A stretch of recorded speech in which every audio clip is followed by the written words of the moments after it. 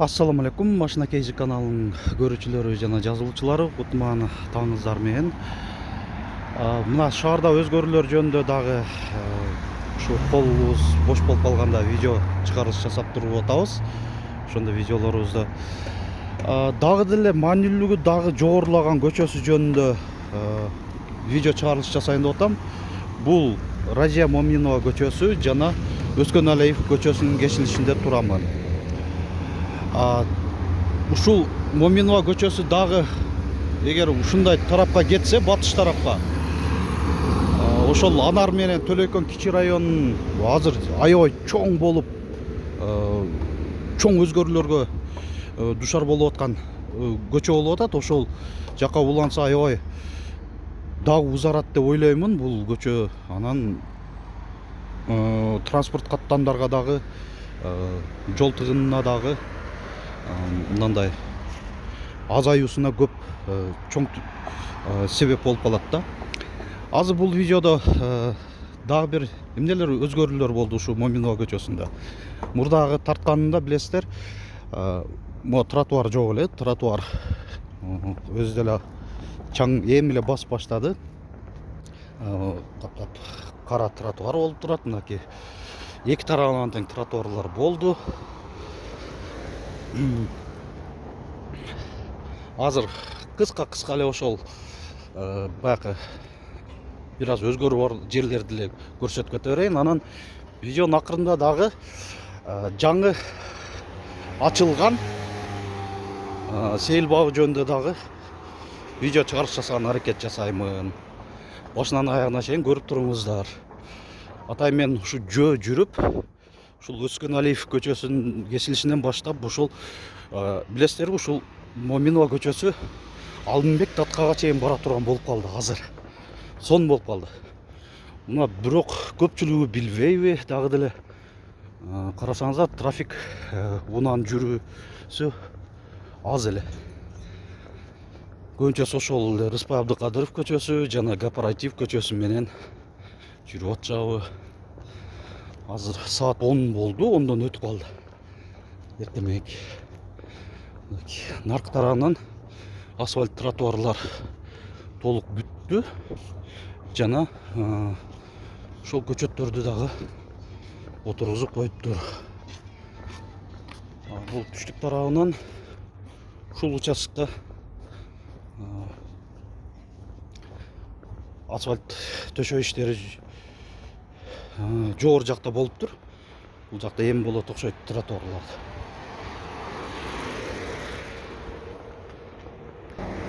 Көчөттөр жаңы эле отургузушкан окшойт.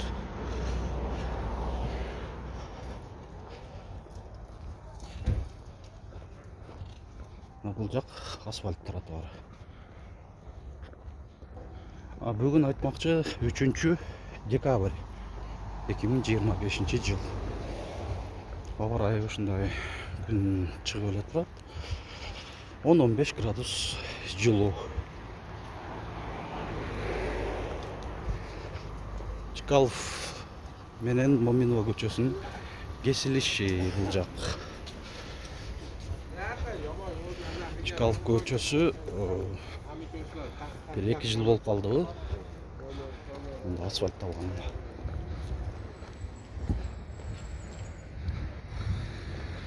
Аны айтмакчы, могу жол белгилерине дагы өтө маани берип туруңуздар, көрүүчүлөр. Бул деген могу билесиздер, эми жашыл ортодогу ромбтурдогу белги. Бул ушул бул жак негизги көчө деп неме кылат. Анан биринчи ачылганда дагы бир аз ошол унаалардын кагылышып сүзүлүшкөндөр да болду. Себеби ушул жолдорго, жол белгилерине маани бербегендиктенчи.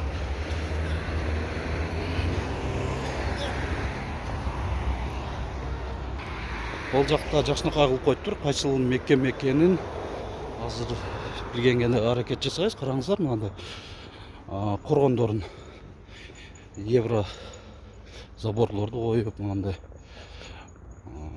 туя арчаларды егип дегендей. Ош шаарындагы гуманитардык табигый илимдер факультети экен бул. Ушундай жакшынакай көрүнүп калат экен да.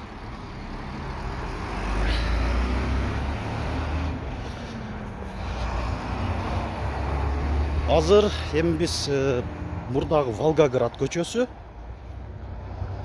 Азыр Кунанбаев, Абай Кунанбаевбы атындагы көчө деп аталып калды, жаңы аталыш. Моминова көчөсү менен кесилиши. Бул жакта көрдүңүздөр, аябай сонун болгон. Анан айтмакчы, ушул кооператив менен Кунанбаев көчөсүнүн кесилишинде башында эле чаккан сонун баягы сейил багы ачылды. Казакстандан маданият министри келип, ушул ачылуу ажемине да катышып кетти.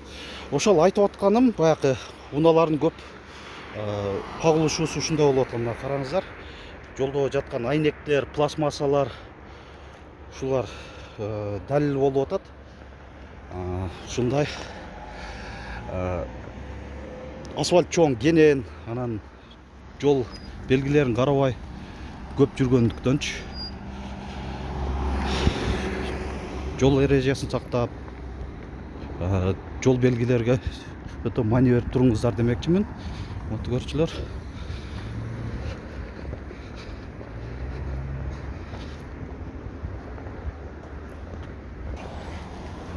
Мынакей эми биз ошо Кыргызстан кинотеатрынын жакка жакындап калдык.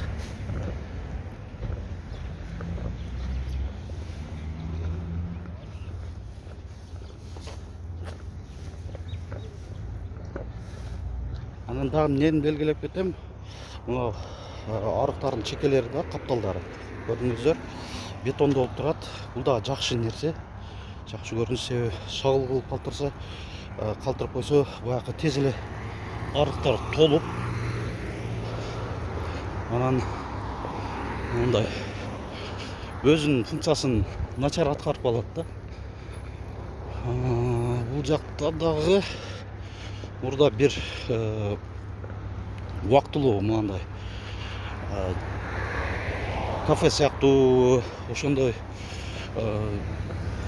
курулуштар бар эле. Алар алынып, бул жакты дагы менин оюмча жакшынакай чакан сейил бак да ушундай даярдап атышат окшойт, куруу иштерин жүргүзүп.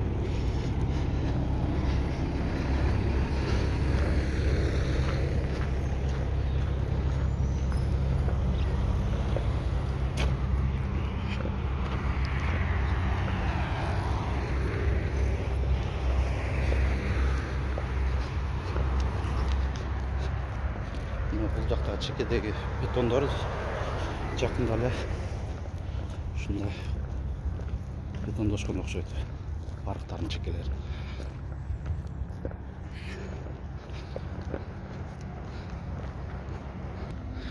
Мынакей жакшынакай болуп көчөлөр да көрүнүп калды. Мурда билесиздер, бул деле тар, маанилүүлүгү жок көчө эле. Бул жакка чейин дагы тосмолорду тосуп, огород кылып, чыгып бир мындай жагымсыз көрүнүшкө ээ болчу эле да. Азыр караңыздар, сонун чоң көчөлөрдүн бирине айланып жакшынакай көрүнүп калды көчөлөрүбүз дагы.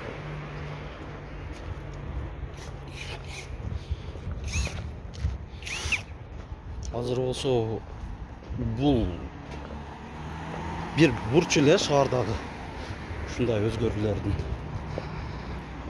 Эми Саидов көчөсүндө, Имон Саидов көчөсүндө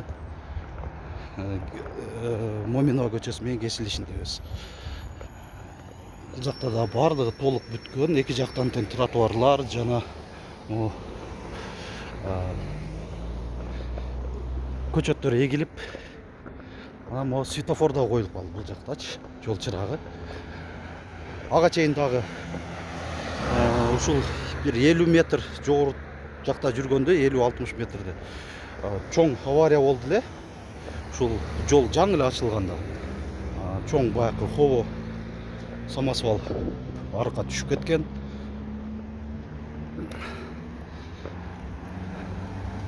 Жаңылыктарды сиздер деле көрсөңүздөр керек.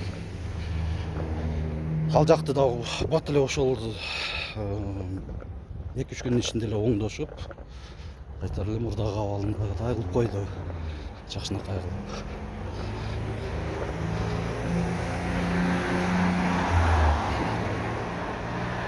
Мурда тарткан видеомдо билесиздер,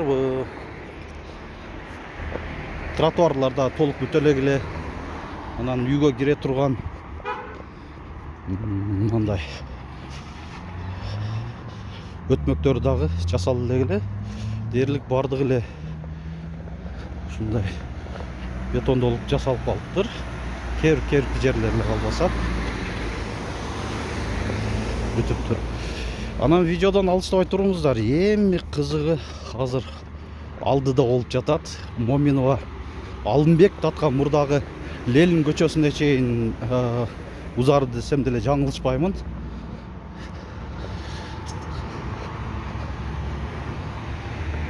Көрсөтө кетебиз. Мынакей бул жакта дагы Моминова көчөсү менен Амир Тимур мурдагы Калин аталышындагы көчөсүнүн кесилишине келдик. Ушул жактан эң кызыктуусу башталат.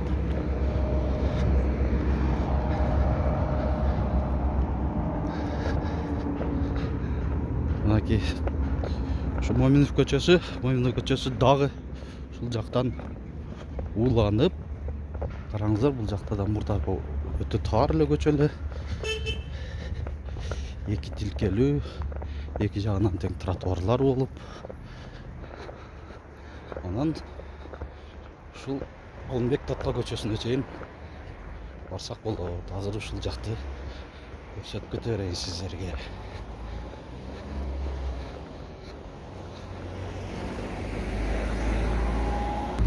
Мына ушул жактан азыр көрүп калып атам. Мындай чоң кутуча деп коебузбу? Таштандыларга ар бир үйдө бар экен. Жакшы, ушундайларды көрүп атам.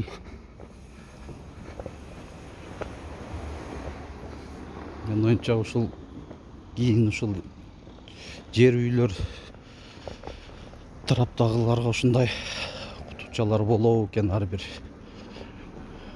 үйдө. Бул деле мындай караганда жакшы эле.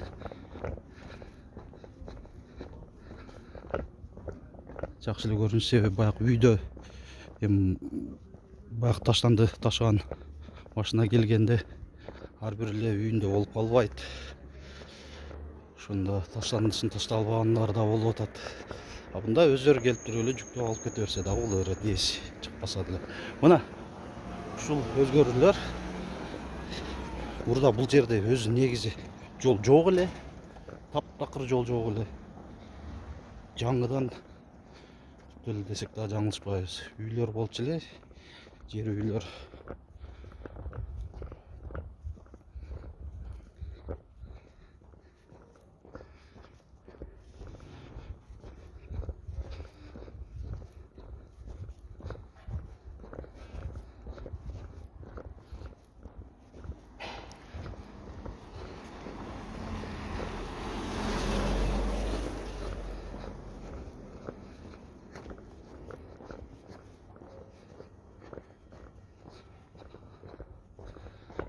Бул капталынан да мындай асфальттап, тротуарлап жолго кошуптур. Ушундай барсаңыз, Рыспай Абдыкадыров көчөсүнө кошулат. Анан да бир жакшы деле деп эсептеймин. Себеби азыр бул жакта көчөсүнүн аталышын унутуп атам. Бул көчө ошол Курманжан Татка көчөсү менен Рыспай Абдыкадыров көчөсүнө кошулат эле. Бирок бул бир тараптуу эле болчу эле. Азыр бул көчө кеңейип, эки тараптуу болуп калды. Жакшы болуп, унаалар жүргөнгө эки тараптан тең жүрсө болот.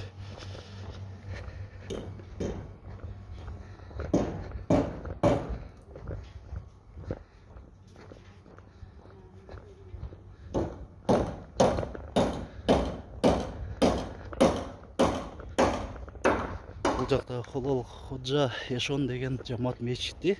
Мынакей ошол айткан баягы көчө. Караңыздар азыр.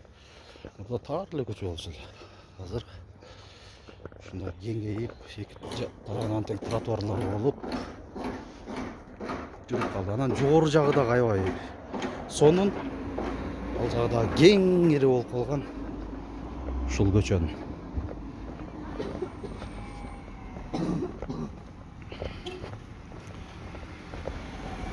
Эки тараптан тең жүргөнгө болуп калды. Мында ушул чыгыш тараптан ушул түштүк батыш тарапка гана бир тараптуу бар эле уруксат.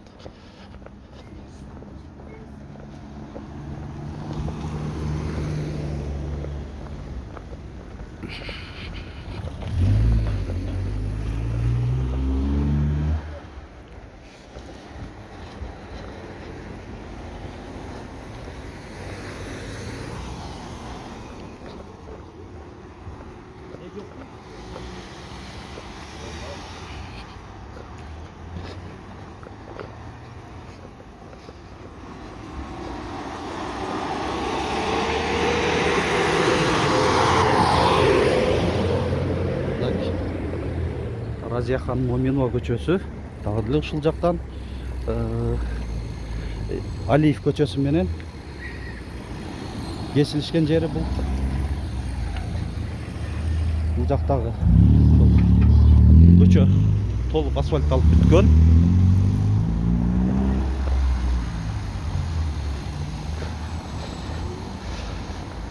Бул жак, бул имарат адашпасам ошол өзгөчө кырдар министрлигинин таандык болуш керек. Ош кардио медициналык борбору.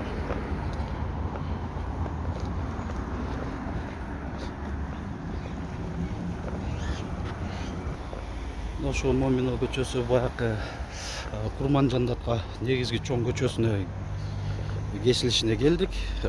Дагы ылдыйласак ошол Алымбек Датка көчөсүнө барабыз. Эми ал жак мурдагыдай эле өзгөрүүлөр жок. Бул сол тарапта болсо мурда сиздер көбүңүздөр билгендей Бакыт үйү. Азыр ушундай көрүнүштө.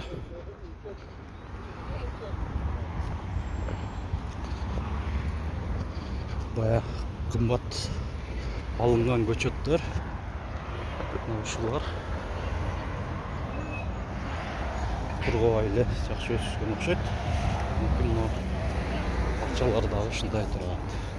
Эгерде ошо жерин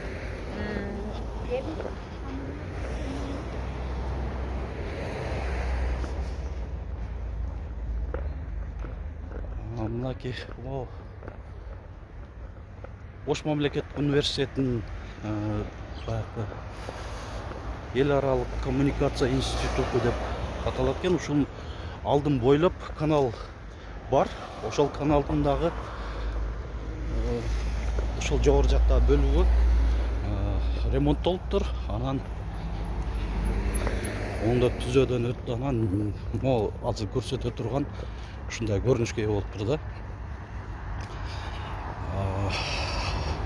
Азыр көрсөтө турган баягы видеонун башында айтып кеткен эс алуу сейил багы Сайран деппи аталышта. Мына ушундай бул жакта мында өрдөктөр жүрөт го. Ушундай тосмолор бар экен. Нержавейкадан таман таштар.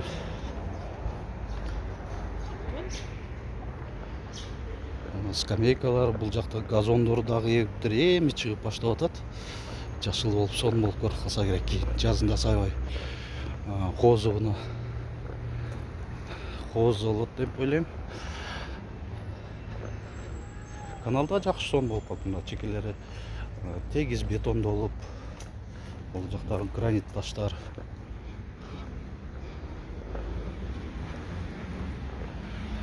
Burada bilsеңиздер, бул жакта сода түйүндөрү бар эле, чоң супермаркеттер бар эле, гүл базары бар эле. Алар барып тең алынып,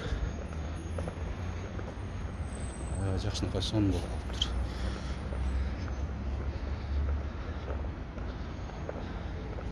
Бул жак болсо ушундай амфитеатр.